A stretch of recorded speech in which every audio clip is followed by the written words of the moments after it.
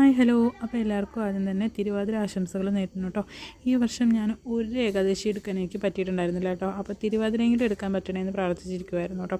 അപ്പോൾ തിരുവാതിര എന്തായാലും ഭാഗ്യം വെച്ചിട്ട് കിട്ടി. അപ്പോൾ രാവിലെ എണീറ്റ് നേരെ കുളിച്ചിട്ട് നേരെ അടുക്കളയിലോട്ട് പോയി കേട്ടോ. അമ്മ അമ്പലത്തിൽ പോയിട്ടുണ്ടായിരുന്നു. ആമിക്കുട്ടിക്ക് പനിയായതുകൊണ്ട് എനിക്ക് പോകാൻ പറ്റിയില്ല കേട്ടോ. അപ്പോൾ ഈ തലേ ദിവസത്തെ വെള്ളമൊക്കെ ഞാനെടുത്ത് ഒഴിച്ച് കളഞ്ഞിട്ട് പുതിയത് എടുക്കാമെന്ന് വിചാരിച്ചു.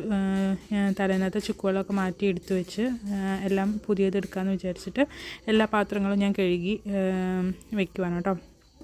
അപ്പോൾ ചുക്കുവെള്ളത്തിൻ്റെ ചെമ്പും അതുപോലെ തന്നെ അടുക്കളയിലോട്ട് കുറച്ച് വെള്ളം വയ്ക്കാനുള്ളൊരു പാത്രം, അതുപോലെ തന്നെ നമുക്ക് വേറെ എന്തെങ്കിലും ഒക്കെ ആവശ്യം കറി വയ്ക്കാനൊക്കെ വെള്ളം എടുക്കാനല്ലോ എന്ന് വിചാരിച്ചിട്ട് വലിയൊരു പാത്രം കൂടെ കഴുകിയെടുത്തു കേട്ടോ. എന്നിട്ട് ഞാൻ കിണറ്റിൽ നിന്നാണ് നമ്മൾ വെള്ളം എടുക്കാറ് കേട്ടോ. ഉള്ളിലേക്ക് നമ്മുടെ ആവശ്യത്തിന് വേണ്ടിയിട്ടുള്ള വെള്ളം എടുക്കാറ് കിണറ്റിൽ നിന്നാണ്. അപ്പോൾ ഞാൻ ഈ 3 പാത്രങ്ങളും കൊണ്ട് വെള്ളം എടുക്കാൻ പോകാൻ കേട്ടോ.